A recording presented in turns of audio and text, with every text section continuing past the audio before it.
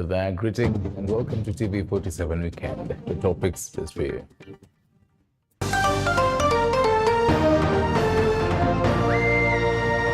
Tonight. Tusipochukua ushuru mheshimiwa, itabidi tukope.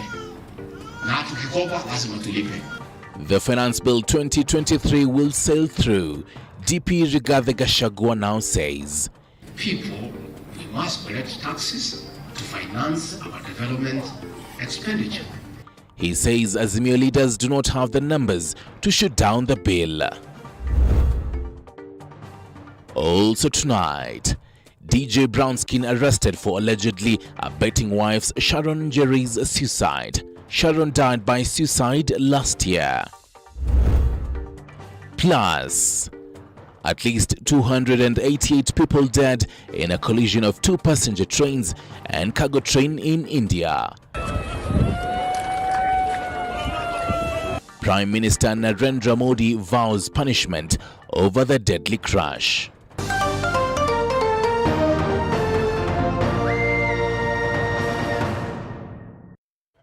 Good evening, Catherine Simulo is on the sign language interpretation. My name is today Stanley Nyirungita. You can always talk to us on our socials below your screens now. Deputy President Rigathi Gachagua insists that the Finance Bill 2023 must pass as it is. Speaking in Kitui County Saturday, Gachagua further rallied upon Ukambani leaders to back the bill. However, Kitui Central MP Makau Mulu has faulted the government for taxing its people to prosperity, saying he cannot support the bill as it is.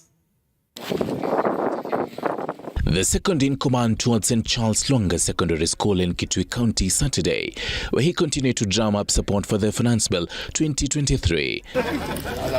And in what may seem as a compelling move by the top leadership of the Kenya Kwanza Brigade, Deputy President Rigathi Gachagua has reiterated that the bill will be passed as it is. Tumekopa 10 trillion, tumefika mwisho. Hakuna mtu mwingine atatukopesha pesa. Kenya karibu kupigiwa kengele, iuzwe kwa auction. Tumesema hiyo maneno ya kukopa haiwezekani tena, kwa sababu ukijipata kwa shimo ndani huwezi kuendelea kuchimba.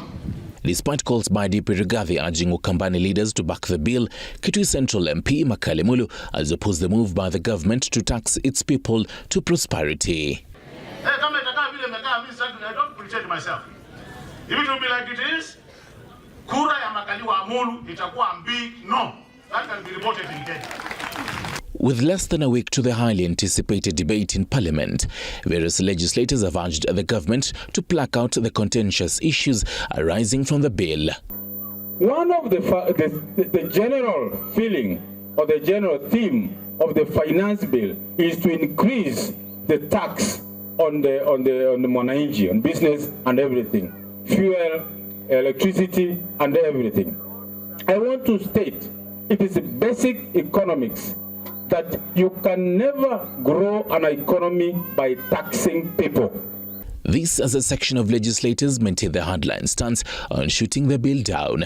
According to Mavoko MP Patrick Makau, if the bill is allowed to sail through the National Assembly, it will inflict more pain to the country's ill economy. I am requesting and I'm urging all my colleagues in Parliament, let us defeat this finance bill the moment it is tabled in the House. We should reject it on tabling. This coming a day after Busia Senator Okiya Mtata made true his threat to move to court to block the Finance Bill 2023, terming it unconstitutional, a move that further exposes the hiccups the bill is currently facing. Under the corridors of justice, and police are holding Michael Njeri, popularly known as DJ Brownskin, for allegedly aiding his wife Sharon Njeri's suicide as the probe into his wife's death begins. In an affidavit, Police Constable Wicks Lumumba of Kasarani told the court that Njeri failed to prevent the suicide, noting that he should have stopped Njeri when she started consuming poison, as was captured in a video that went viral last year. Elizabeth Atieno tells us more. Popular Kenyan entertainer DJ Brownskin, born Michael Njeri, has been arrested for what police say is aiding the death of his wife Sharon Njeri, contrary to Section 225 of the Penal Code. Kupeleka maiti au kupeleka mgonjwa You had that time kuchukua video, baada usave life. Ukipata mtu amegongwa na gari ikapotea, anatupatupa mguu, si utasimama you save life, hata huo mjui.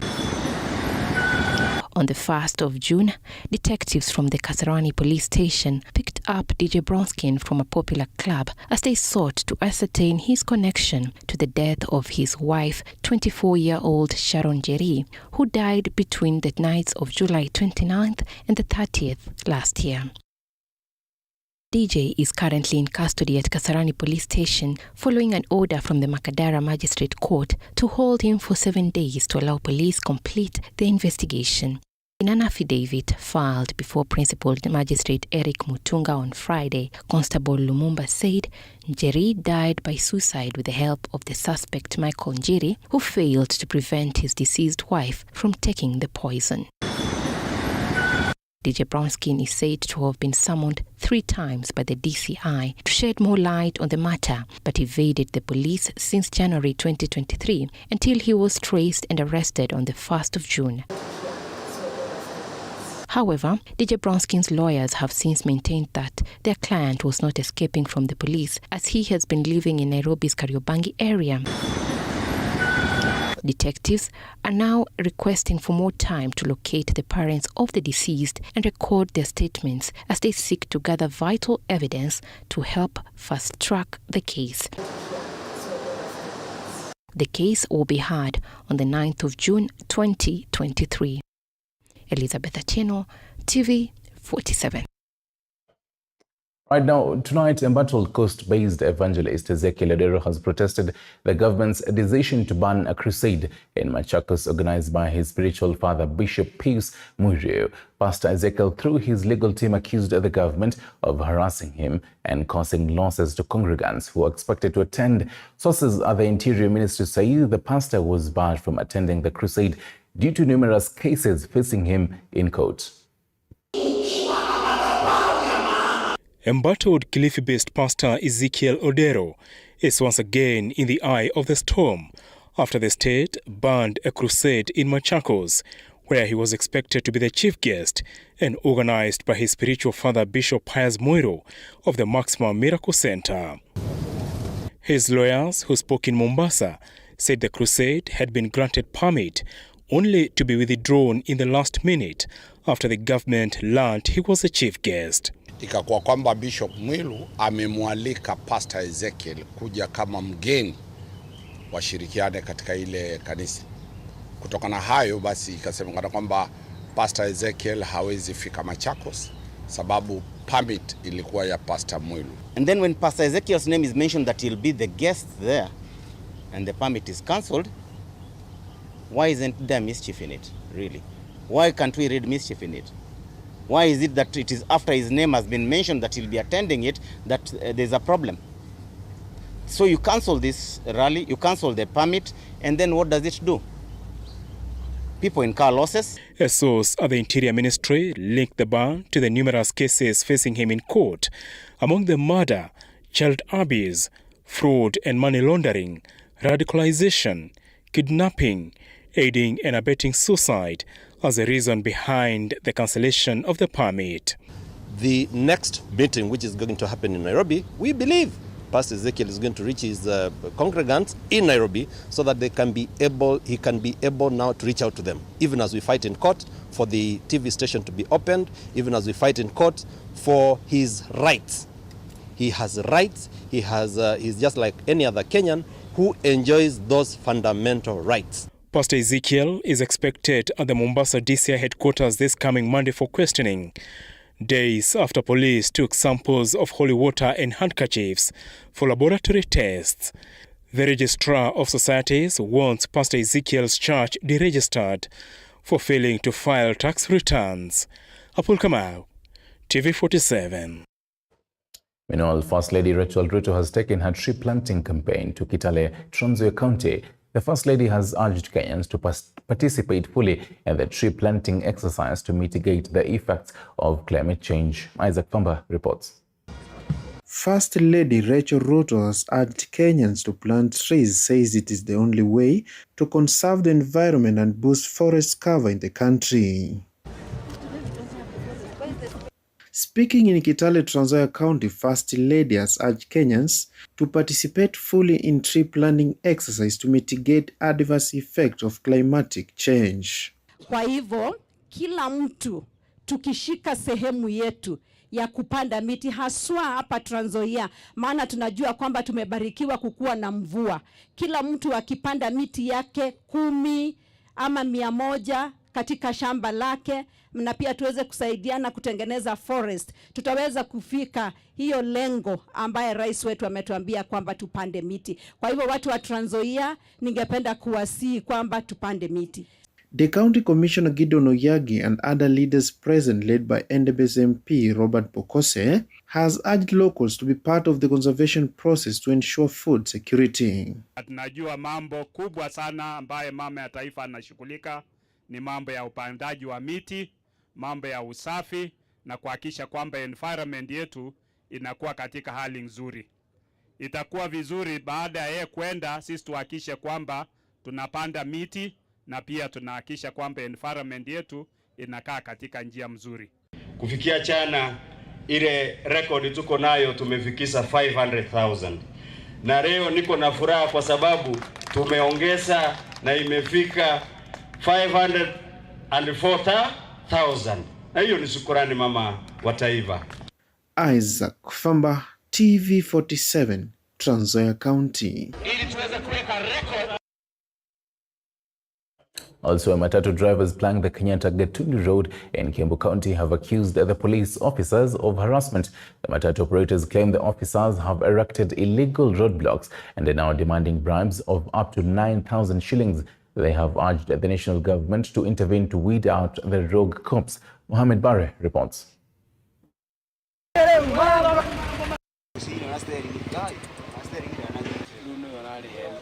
The Friday night accident has claimed 8 lives after 4 more people succumbed while receiving treatment in hospital, with 6 other casualties still receiving treatment in hospital. Poteza watu 8 na wale tumeconfirm kwamba wamejeruhiwa ni watu 6. An eyewitness says the driver of a salon car was speeding at the time of the accident when he collided with the matatu.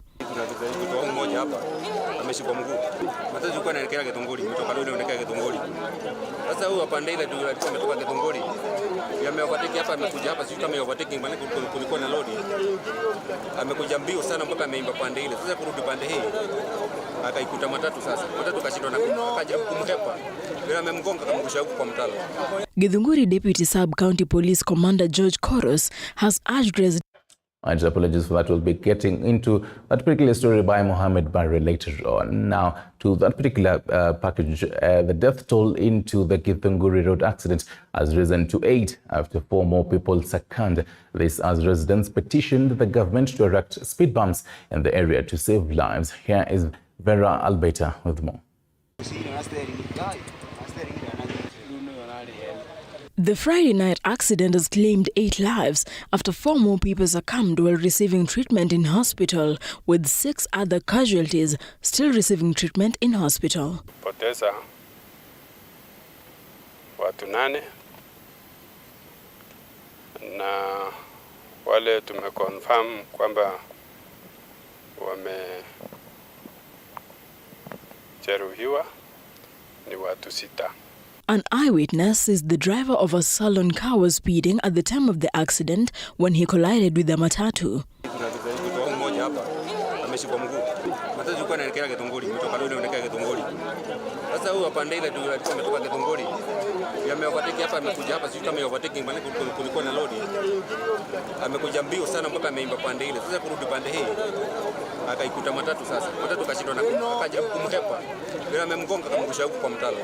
Githunguri Deputy Sub-County Police Commander George Koros has urged residents to exercise caution while on the road. Waende kwa mwendo wa polepole na waendeshe magari zao kwa utaratibu kuliko kwenda endesha vibaya. Hiyo ndio inaleta shida na tunapoteza maisha ya watu wetu. Ngewa Ward MCA Charles Kang'ethe has also urged the Kenya National Highway Authorities to erect speed bumps to avoid more accidents. When the contractor resumes site, he should start with the markings so that we have the pathways for residents to pass, and also give indicators, the signboards, have bumps, and also create entrances at the town center. Among the main causes of road accidents are reckless driving and poor road infrastructure. Vera Albeta, TV47, Nairobi. Right now to the previous story. Matatu drivers plying the Kenyatta Gatundu Road in Kiambu County have accused the police officers of harassment. The Matatu operators claim the officers have erected illegal roadblocks and are now demanding bribes of up to 9,000 shillings. They have urged the national government to intervene to weed out the rogue cops. Mohamed Barre reports. Public service vehicle operators in Gatundu, Kiambu County have protested what they termed as harassment by police officers in the area. Biashara yetu hapo wameharibu sababu ukibeba watu wanaenda unashukishwa hapo, wanaenda mguu. Sasa kutoka hapo kwenda Kemonyo na ulikuwa umebeba watu ya Kemonyo, hawezi rudi hapo wafanye kazi na waingie gari yako. Sasa biashara yetu ni kuendelea kudhoofika. Direct drivers have accused traffic police officers along the Kenyatta Gatundu Road of erecting illegal roadblocks with the aim of fleeing them their hard-earned money through bribes. Saa hii ukiangalia ni saa 11. Ukienda hapo hapo karibu na Kemonyo unapata polisi. Saa hii ni saa 11 na kuna polisi. Sasa hakuna kazi tunafanya. Unabeba skuli kidogo, unarudi nyumbani bila pesa. Hizi magari zote ni za loan. Ukiangalia hata saa hii ukiangalia upande wako wa kulia, hizo gari zimelala hapo. Sasa tunashindwa ni tuende nyumbani ama tufanye namna gani? The PSV operators led by Peter Njuguna claims police have been demanding bribes of between 8,000 shillings and 9,000 shillings to allow them operate on the road. Usafiri uendelee kwa sababu wananchi wanapenda hizi gari, kwa sababu hizi gari ni chap chap. Sinakuja haraka, inajaa haraka, mwananchi anaenda kazini haraka na tunamrudisha haraka. They have lamented that despite having secured loans to purchase the vehicles and having all the requisite documents to regularize their business, police have continued to terrorize them. Kwa wakati huu wametuzuia kufika hiyo Kemonyo. Hii magari yetu tunashindwa kulipa hizi loans. Asubuhi tunapata polisi. Saa hii ukiangalia ni saa 11. Ukienda hapo hapo karibu na Kemonyo unapata polisi. Saa hii ni saa 11 na kuna polisi. Sasa hakuna kazi tunafanya. Some of the drivers whose vehicles are at the verge of being auctioned after what they defaulted their long term said the officers have been working in cahoots with the 14-seater Matatu Sacco management to get them out of the route to ensure their business continues to run smoothly. Kama Wajiko Hasola vile tunaweza hii shida yetu inaweza tatuliwa kwa sasa. Watu wenye wanatusubua ni hao watu wa sako hii ya GNT na polisi wenyewe sijui ni nini walifanywa wanatuzuia tusiende huko. The trouble drivers have now called on President William Ruto to intervene and end the harassment, saying that local police are out to oppress those who are struggling to rise up. Inaweza kuomba president wetu William Samoei Ruto na deputy wake Gachagua watusaidie vile sisi Wajiko vile tutaweza kufanya kazi bila kusumbuliwa na polisi ili tuweze kulipa loan. Tumechukua hizi gari na loan. Mohamed Adubare, TV47, Nairobi. Right now across the borders, and on a sad note, at least 288 people were killed and hundreds more injured in a horrific 3-train collision in Balasore district, eastern India. It is reported that the collision that has been termed as India's deadliest accident in more than 2 decades involved 2 passenger trains having some 2,000 passengers on board and 1 goods train. Our reporter Dennis Otieno tells us more. Wreckage piled at the crash site near Balasore in the eastern state of Odisha, India, where some carriages had been tossed from rail tracks and others flipped away in what was termed as the deadliest rail accident in India within the past 20 years. The accident involved 3 trains, 2 of which were passenger trains reported to have had 2,000 people on board, and a goods train. Reports indicate that 288 people lost their lives while 800 others were injured. According to eyewitnesses, the disaster began when an express train heading north from Bengaluru to Kolkata derailed, falling onto the adjacent southbound track. People all around, bloodied face, arms, severed arms, and it was chaotic. It was chaotic like anything. So they were shouting for help, cries of help, wailings, families, mothers looking for children. So these three particular bogies probably housed 300 odd people in there, because these are general bogies, and they were crying for help, so we could do as much as we could first. Minutes later, a passenger train heading from Chennai to Kolkata smashed into the wreckage on its rail, some of its coaches also colliding with a goods train parked alongside, as residents nearby rushed to help the victims before emergency services arrived. The rescue effort was declared over on Saturday evening after emergency personnel had combed the mangled wreckage for survivors and made sure no other person or body was left inside the ill-fated trains. Sudhanshu Sarangi, Director General of Odisha Fire Services, reported that the death toll stood at 288 but was expected to go higher, potentially approaching 380. Meanwhile, India's Prime Minister Narendra Modi visited the crash site as well as injured passengers being treated in hospital and declared anyone found culpable of causing the disastrous crash will be punished stringently. Dennis Otieno, TV 47. Quite unfortunate right there. Now, closer home, the government has announced measures that will put an end to the killings of elderly persons in Kilifi County. Persons on suspicion of witchcraft practice. County Commissioner Paul Biwott said members of families in which elders are killed on allegations of practicing necromancy will be rounded up and charged in court, since it had been established that such deaths were being planned by close relatives. Speaking at Lugwe Primary School in Rabai, Sub-County, Biwott said he will commence a series of public rallies with a view to ending the vice that has given the county a bad name. He said that elders are killed on the guise of witchcraft practice, but the real reason is that the planners want to inherit land, a vice he said will not be tolerated anymore. Kuna watu ambao wanaua wazee wakisema ni mchawi, lakini kumbe wanataka shamba. Hiyo tumeangalia kwa umakini, na wiki inayokuja tutaanza na Kaloleni. Na wale familia ambao wamepoteza wale watu wazee, na ni jambo la kusikitisha sana.